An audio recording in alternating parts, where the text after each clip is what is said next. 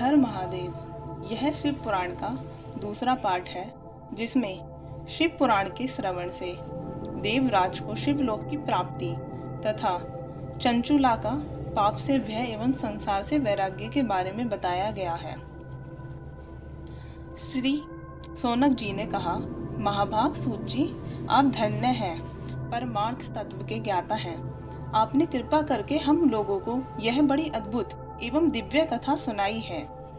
भूतल पर इस कथा के समान कल्याण का सर्वश्रेष्ठ साधन दूसरा कोई नहीं है। यह बात हमने आज आपकी कृपा से निश्चय पूर्वक समझ ली। सूत जी, कल युग में इस कथा के द्वारा कौन कौन से पापी शुद्ध होते हैं, उन्हें कृपा पूर्वक बताइए और इस जगत को कृतार्थ कीजिए। सूत जी बोले, मुने, जो मनुष्य पापी, दुराचारी, खल तथा काम क्रोध आदि में निरंतर डूबे रहने वाले हैं, वे भी इस पुराण के श्रवण पठन से अवश्य ही शुद्ध हो जाते हैं। इसी विषय में जानकर मुनि इस प्राचीन इतिहास का उदाहरण दिया करते हैं, जिसके श्रवण मात्र से पापों का पूर्णतः नाश हो जाता है। पहले की बात है, कहीं किरातों के नगर में एक ब्राह्मण रहता था, जो ज्ञान में अत्यंत दुर्लभ, अत्यंत दुर्बल, दरिद्र, रस बेचने वाला तथा वैदिक धर्म से विमुक्त था। वह स्नान संध्या आदि कर्मों से भ्रष्ट हो गया था और वैश्य व्रति में तत्पर रहता था। उसका नाम था देवराज। वह अपने ऊपर विश्वास करने वाले लोगों को ठगा करता था।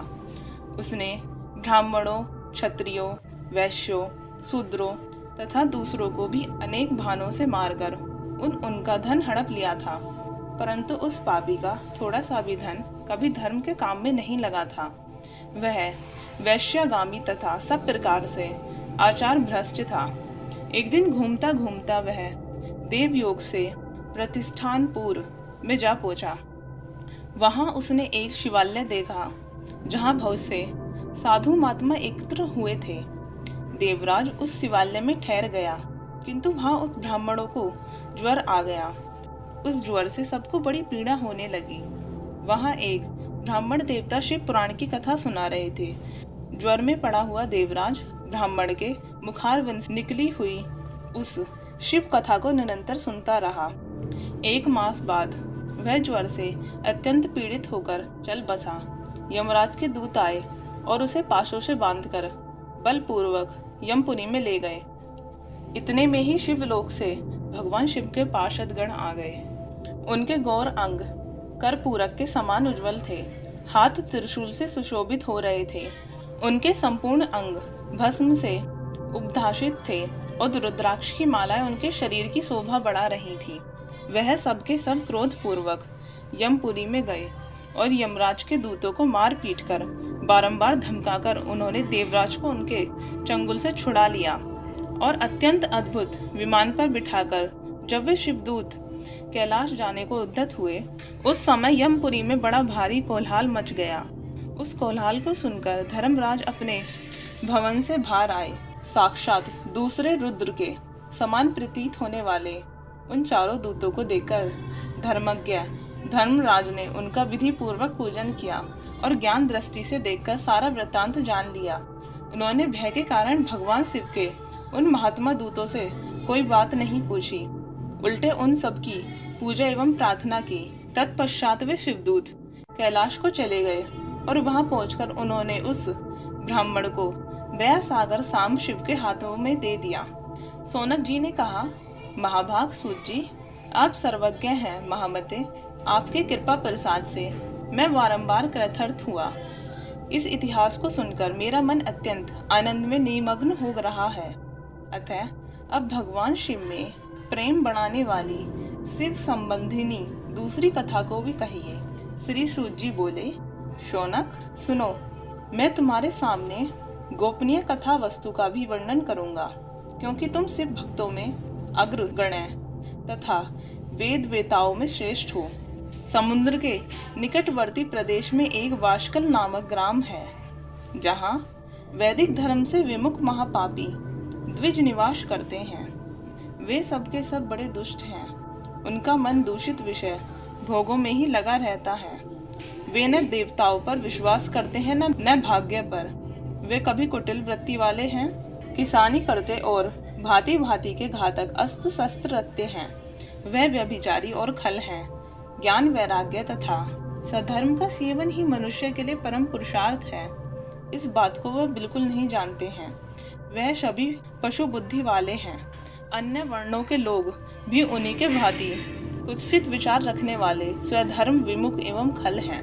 वे सदा कुकर्म में लगे रहते और नित्य विषय भोगों में ही डूबे रहते हैं। वहाँ की सब स्त्रियां भी कुटिल स्वभाव की, स्वेच्छाचारिणी, पाप सख्त, कुत्सित विचार वाली और व्यभिचारिणी हैं। वह सद्व्यवहार तथा सदाचार से सर्वथा शून्य है। इस प्रकार वहाँ दुष्टों का ही निवास है। उस वासकल नामक ग्राम में किसी समय बिंदु नामधारी ब्राह्मण रहता था। वह बड़ा अधम था, दुरात्मा और महापापी था। यद्यपि उसकी स्त्री बड़ी सुंदर थी, तो भी वह कुमार्ग पर ही चलता था। उसकी पत्नी का नाम चंचुला था। वह सदा उत्तम धर्म के पालन में लगी रहती थी, तो भी उसे छोड़कर वह दुष्ट ब्राह्मण वेश्यगामी हो गया था।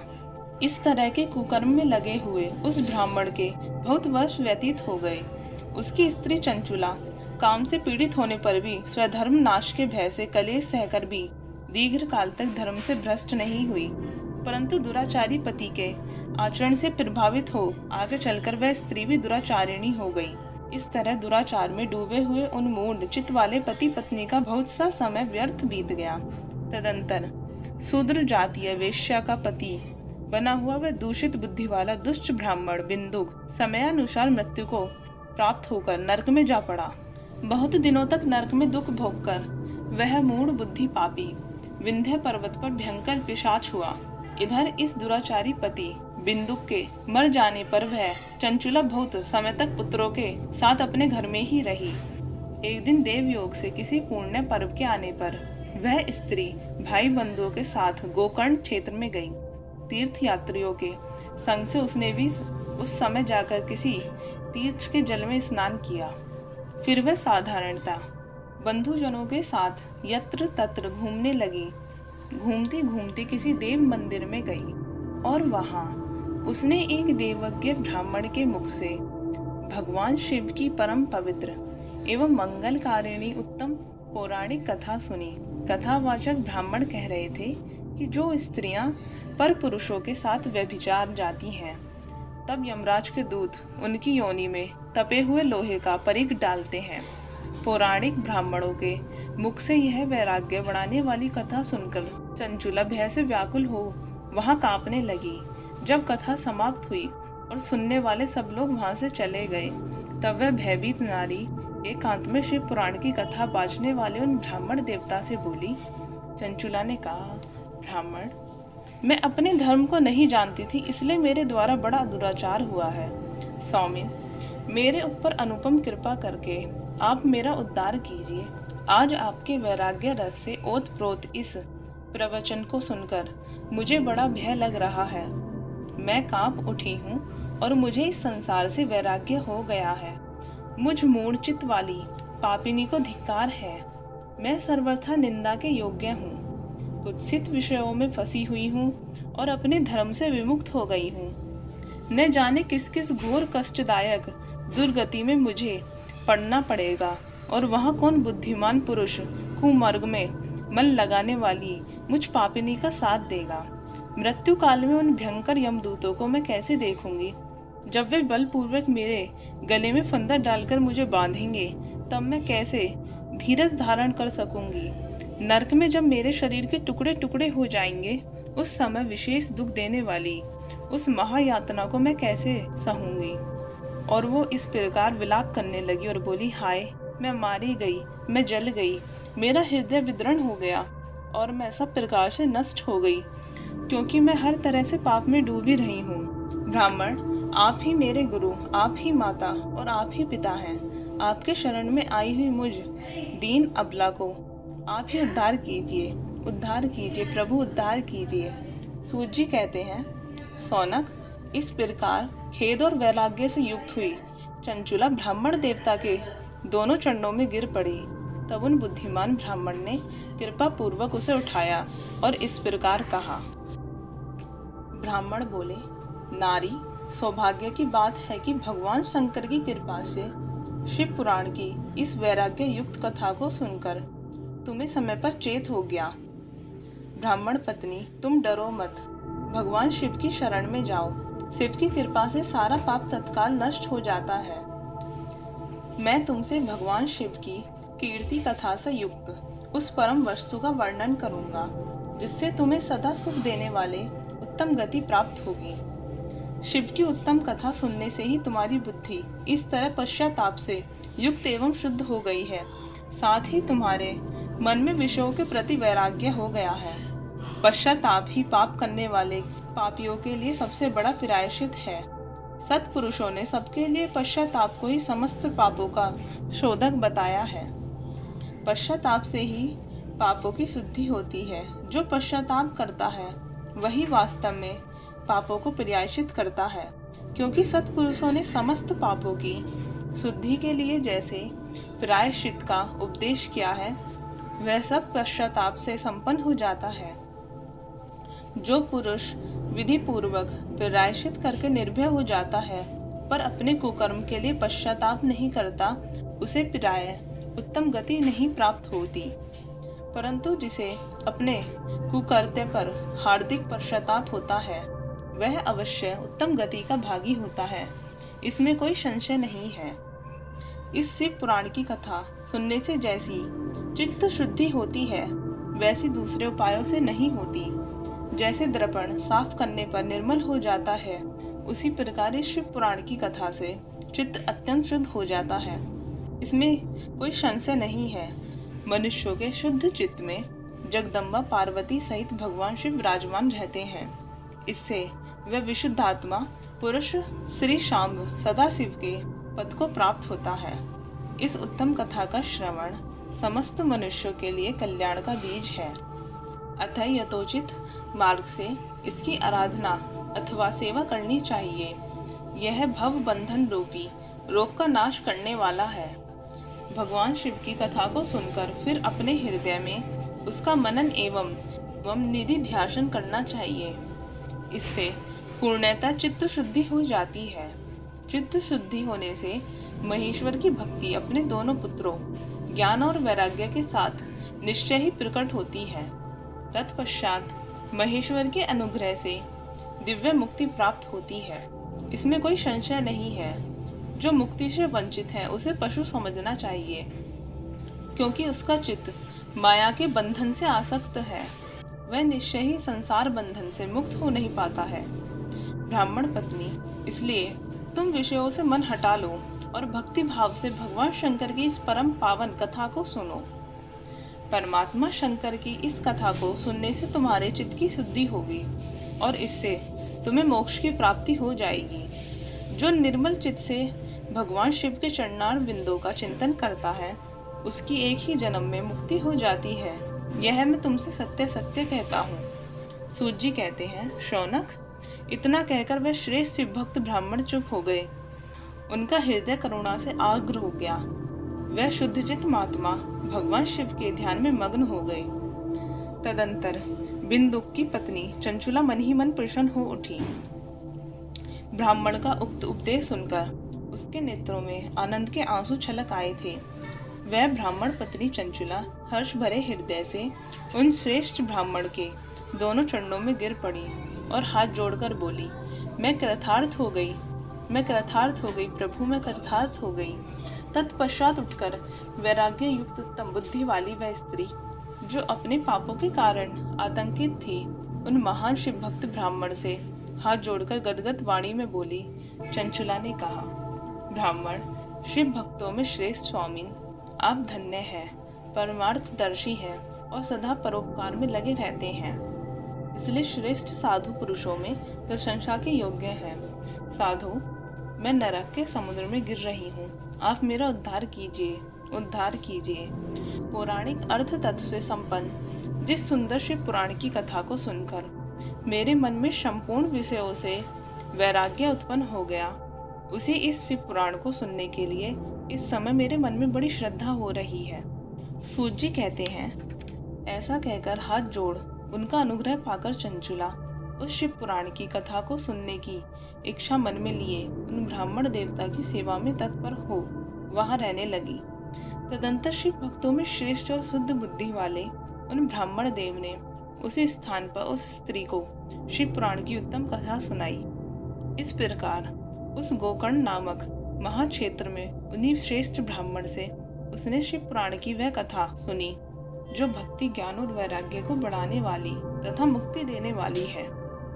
उस परम उत्तम कथा को सुनकर वह ब्राह्मण पत्नी अत्यंत कृतार्थ हो गई। उसका चित्त शीघ्र ही शुद्ध हो गया। फिर भगवान शिव के अनुग्रह से उसके हृदय में शिव के सगुण रूप का चिंतन होने लगा। इस प्रकार उसने भगवान शिव में लगी रहने वाली उत्तम बुद्धि पाकर शिव के सच्चिदानंद स्वरूप का बारंबार चिंतन किया। तत्पश्चात समय के पूरा होने पर भक्ति, ज्ञान और वैराग्य से युक्त हुई चंचुला ने अपने शरीर को बिना किसी कष्ट के त्याग दिया। इतने में ही त्रिपुर शत्रु भगवान शिव का भेजा हुआ एक दिव्य विमान द्रुत गति से वहां पहुंचा, जो उनके अपने गढ़ों से संयुक्त और भांति भांति के शोभा साधनों से संपन्न था। चंचुला उस विमान पर बैठी और भगवान शिव के श्रेष्ठ पार्षदों ने उसे तत्काल शिवपुरी में पहुंचा दिया। उसके सारे मल धुल गए थे। वह दिव्य रूप धारिणी दिव्यांगना हो गई थी। उसका दिव्य रूप बड़ा ही शोभा पाता था। मस्तक पर अर्धचंद्र का मुकुट धारण किए वह गौरांगी देवी शोभाशाली दिव्य आभूषणों से विभूषित थी। शिवपुरी में पहुंचकर उसने सनातन देवता त्रिनेत्रधारी महादेव जी को देखा। सभी मुख्य देवता उनकी सेवा में खड़े थे। गणेश, भृंगी, नंदीश्वर तथा वीरभद्रेश्वर आदि उनकी सेवा में उत्तम भक्ति भाव से उपस्थित थे। उनकी अंग कांति करोड़ों सूर्यों के समान प्रकाशित हो रही थी। कंठ में नील चिन्ह शोभा पाता था। 5 मुख और प्रत्येक मुख में 3-3 नेत्र थे। मस्तक पर अर्धचंद्रकार का मुकुट शोभा देता था। उन्होंने अपने वामांग भाग में गौरी देवी को बिठा रखा था, जो विद्युत पुंज के समान प्रकाशित थी। गौरीपति महादेव जी की कांति कपूर के समान गौर थी। उनका शरीर श्वेत भस्म से भासित था।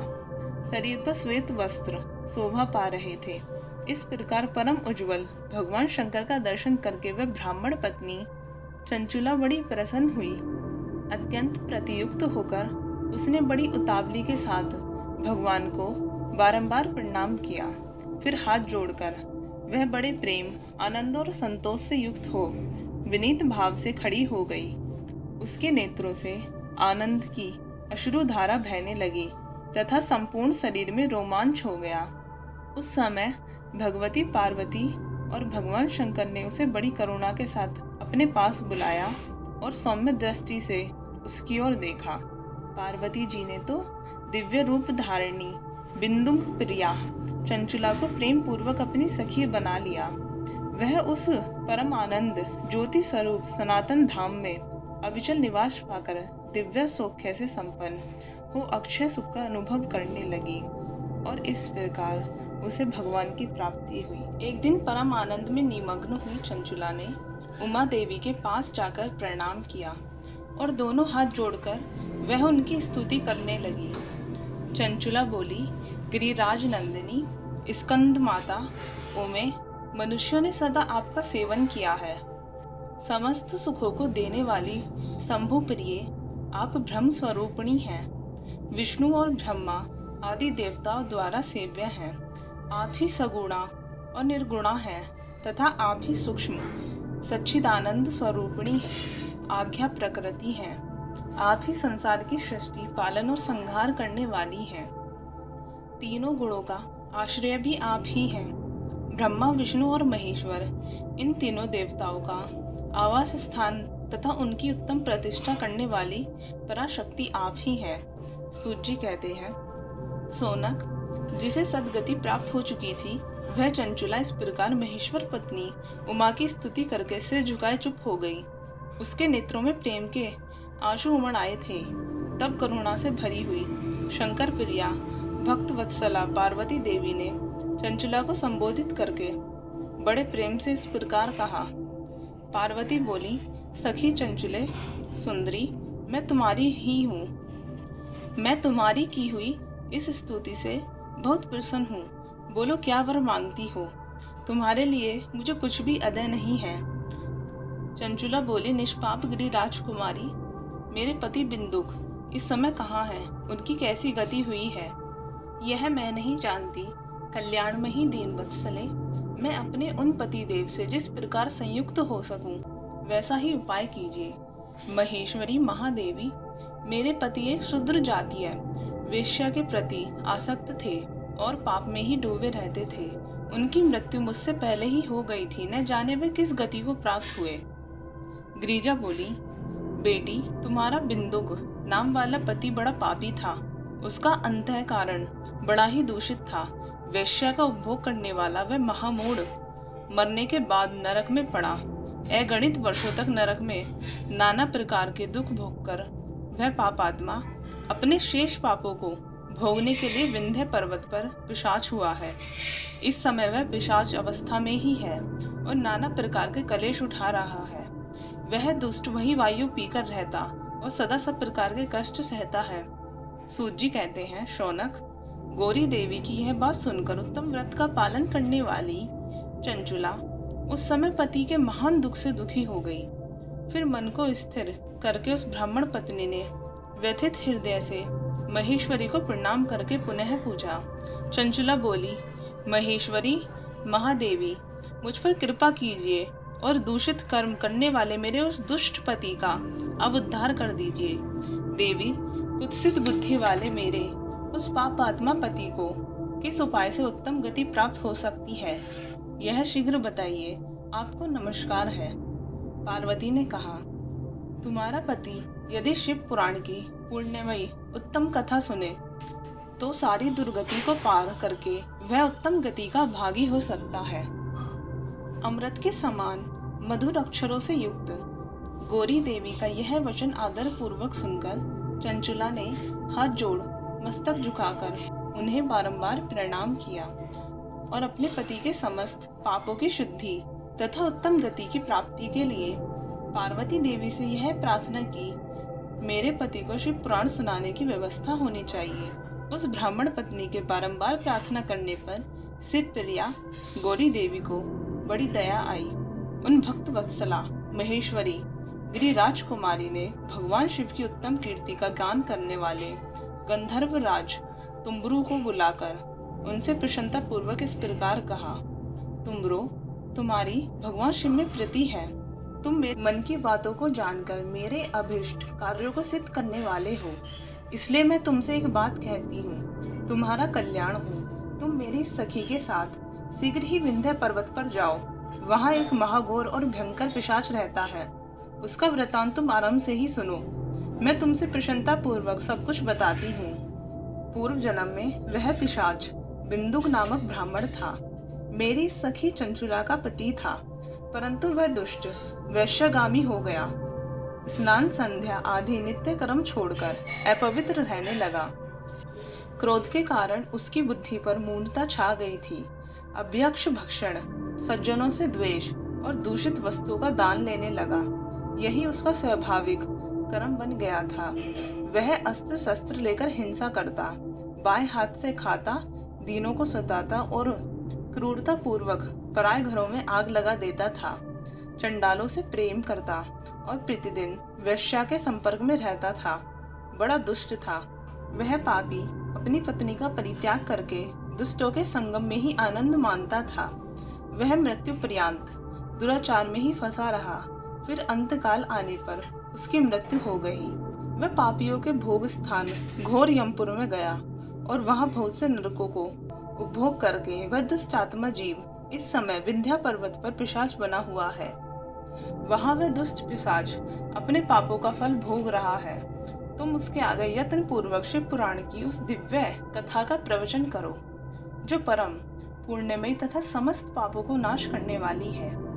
शिव पुराण की कथा का श्रवण सबसे उत्कृष्ट पुण्य कर्म है।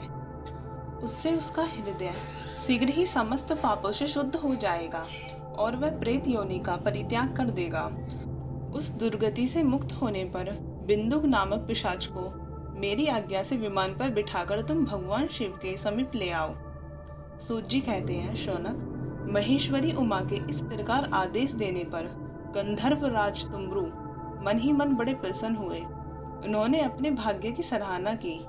तत्पश्चात उस पिशाच की सती साध्वी पत्नी चंचुला के साथ विमान पर बैठकर नारद के प्रिय मित्र तुमरू वेग पूर्वक विंध्याचल पर पर्वत पर गए, जहां वह पिशाच रहता था। वहां उन्होंने उस पिशाच को देखा। उसका शरीर विशाल था। वह कभी हंसता, कभी रोता और कभी उछलता था। उसकी आकृति बड़ी विकराल थी।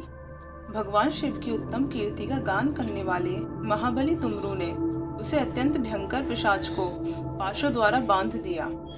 तदंतर तुमरू ने शिव पुराण की कथा वाचने का निश्चय करके महोत्सव युक्त स्थान और मंडप आदि की रचना की। इतने में ही संपूर्ण लोगों में बड़े वेग से ही प्रचार हो गया कि देवी पार्वती की आज्ञा से एक पिशाच का उद्धार करने के उद्देश्य से शिव पुराण की उत्तम कथा सुनाने के लिए तुमरू विंध्य पर्वत पर गए हैं। फिर तो उस कथा को सुनने के लोभ से बहुत से देवर्षि भी शीघ्र ही वहां जा पहुंचे। आदर पूर्वक शिव पुराण सुनने के लिए आए हुए लोगों को उस पर्वत पर बड़ा अद्भुत और कल्याणकारी समाज जुट गया। फिर तुमरू ने उस पिशाच को पाशों से बांधकर आसन पर बिठाया और हाथ में वीणा लेकर गौरीपति की कथा का गान आरंभ किया। पहली अर्थात विद्वेश्वर संहिता से लेकर 7वीं वायु संहिता तक महात्म्य सहित शिव पुराण की कथा का उन्होंने स्पष्ट वर्णन किया। 7 संहिताओं सहित शिव पुराण का आदर पूर्वक श्रवण करके वह सभी श्रोता पूर्णतः कृतार्थ हो गए। इस परम पुण्यमय शिव पुराण को सुनकर उस पिशाच ने अपने सारे पापों को धोकर उस पैशाचिक शरीर को त्याग दिया। फिर तो शीघ्र ही उसका रूप दिव्य हो गया। अंग कांति गौर वर्ण की हो गई। शरीर पर श्वेत वस्त्र तथा सब प्रकार के पुरुषोचित आभूषण उसके अंगों को शोभा करने लगे। वह त्रिनेत्रधारी चंद्रशेखर रूप हो गया। इस प्रकार दिव्य देहधारी होकर श्रीमान बिंदुक अपनी प्राण वल्लभा चंचुला के साथ स्वयं भी पार्वती वल्लभ भगवान शिव का गुणगान करने लगा। उसकी स्त्री को इस प्रकार दिव्य रूप से सुशोभित देख वह सभी देवर्षि बड़े विस्मित हुए।